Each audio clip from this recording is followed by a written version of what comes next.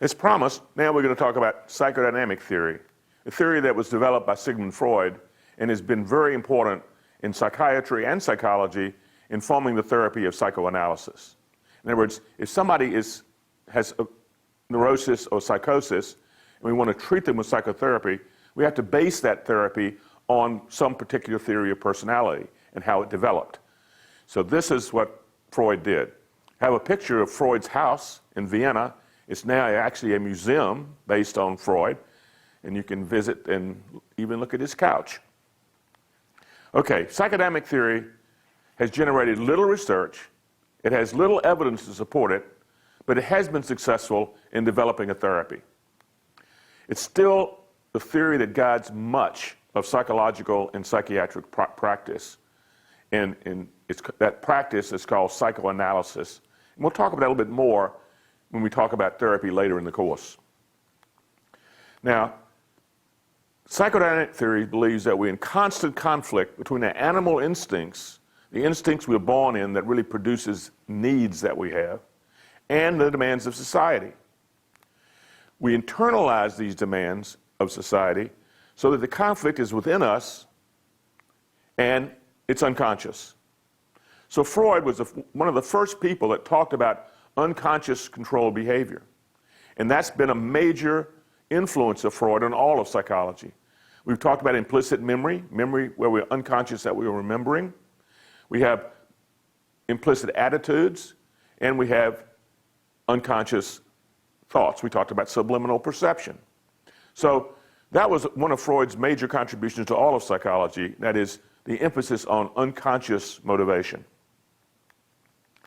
Now, the theory came from insight from his patients. He was a neurologist, and he saw patients, and most of the patients were women, and most of them was suffering from hysteria, which is a sort of highly emotive state where they're sort of attributing things to a part of their body, like my arm is hurting.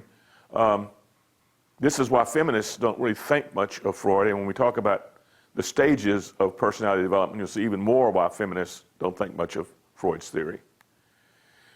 He believed that this hysteria came from internal conflicts that were caused very early in life between the nature of personality. And these conflicts were primarily sexual in nature. This is why his theory is sometimes called a psychosexual theory. Now, one of the primary reactions of Freud's theory is a defense mechanism called repression. It's absolutely central to Freud's theory, and that is some experiences that we had very early in life, which were traumatic, are actually pushed out of our consciousness so that we don't think about them, but their effects are still active and working on our behavior because of in this unconscious status. Repression. We don't know why we're anxious, but we know we are because the event has been repressed. And what the therapist, the psychoanalyst role is then, is to somehow get those repressed knowledge up to consciousness. And they do that with all kinds of techniques. One technique that Freud actually developed was free association. I give you a word and you just tell me the first thing that comes to mind. So that then can sometimes be controlled by the unconscious conflict, and they will say things that gives you insight into what is being repressed. Again, there's little empirical evidence for repression. Very little, if any, for repression. In fact, when we have a traumatic event, evidence seems to support that traumatic event actually remains in consciousness. It becomes like post-traumatic stress disorder. It becomes something which is very active, and we can think about the event itself. Now, what causes this unconscious conflict? Well, there are parts of the personality, these sort of subsystems of the personality, that produce these conflicts. The first part of the personality is the id. It actually is Latin for it. The id actually runs through the pleasure principle. I want satisfaction now, regardless of the circumstances and regardless of the cost. This is what we are at birth. We want our needs met immediately. But we soon learn that the breast or the bottle is not immediately available. And society then sets obstacles in the way of our satisfaction, of us satisfying the need now. And so the second part of the personality, which is caused by this tension with the id, is the ego. And the ego actually operates on the reality principle. It works to satisfy the id, but it's the knowledge that there's going to be delay of gratification, delay of satisfaction in many cases. Out of the ego becomes a new subsystem, the third as the personality develops, and that's called the superego. And the superego represents those internalized rules of the parents, and through the parents, society. This is a conscience. The superego is sort of an internalized parent. So we have the id, I want that now. The superego, good people don't think about those things. The obstacle to the id, and then the ego that says, now, let's figure out a way to work together, id and superego.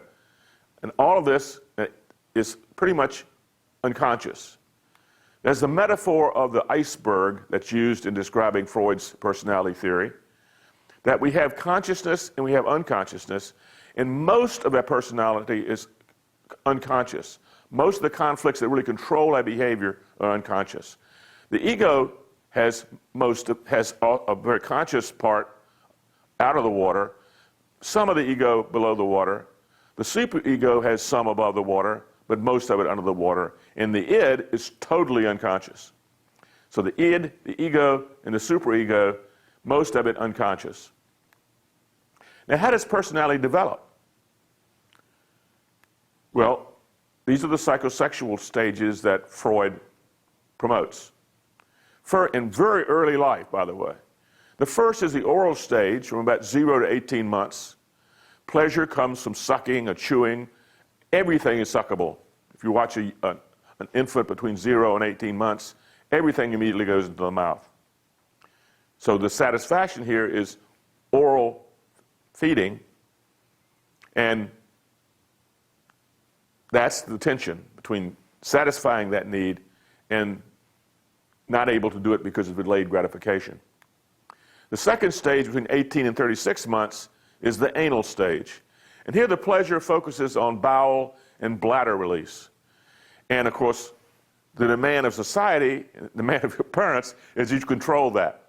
You only do in potty, and that's the only time you do that. You just don't do it whenever you feel like doing it to seek pleasure. The third stage is the phallic stage, between 3 and 6 years. And here the pleasure zone shifts to the genitals.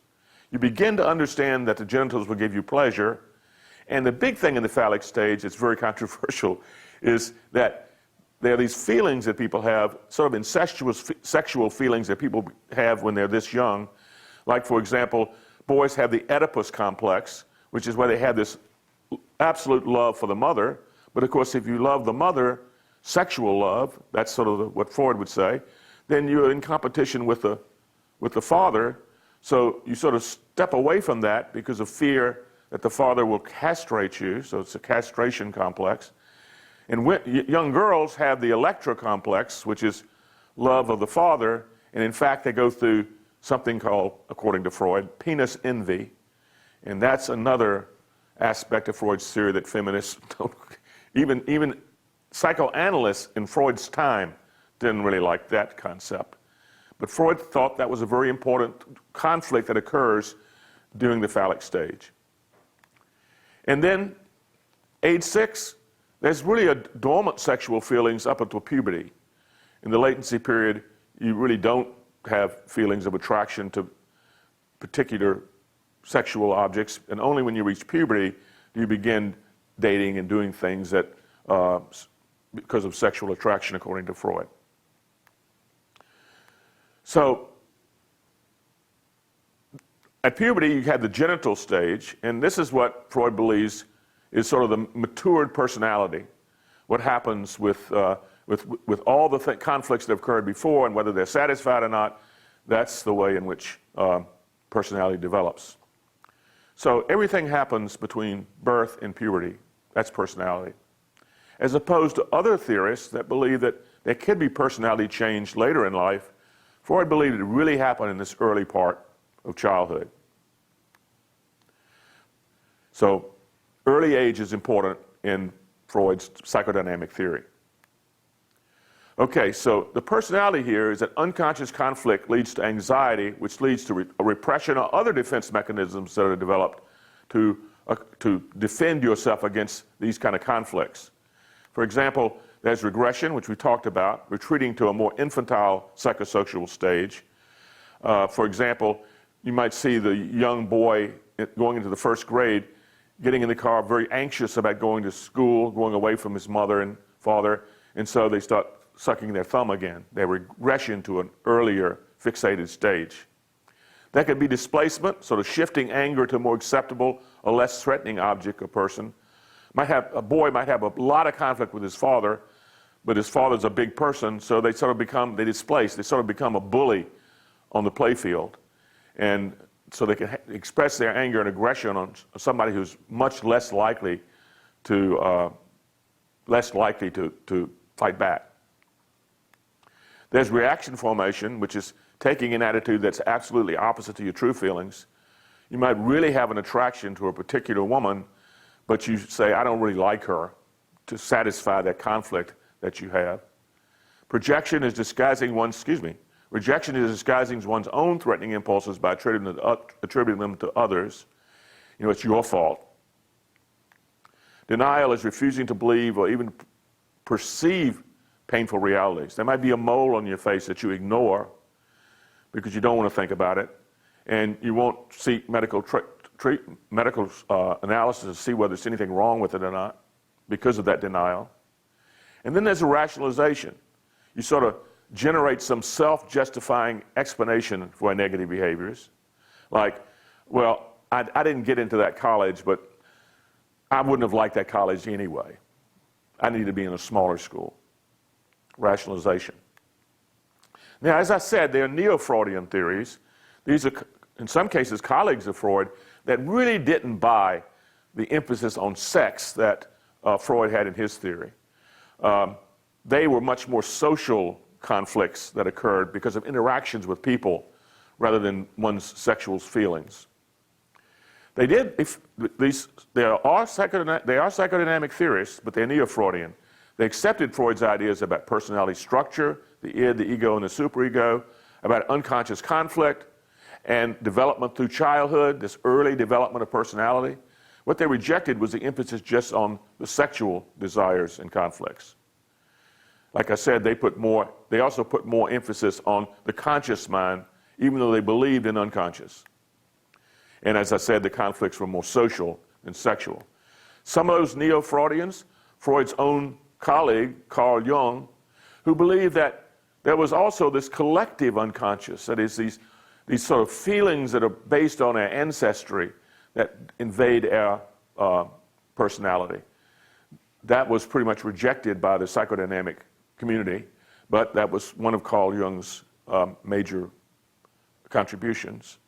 And Karen Horney, she actually was the psychoanalyst that rejected penis envy and rejected the idea that women had a very weak superego, and she's the one that sort of brought that back into balance between male and female. So they are the psychodynamic theories. Thank you.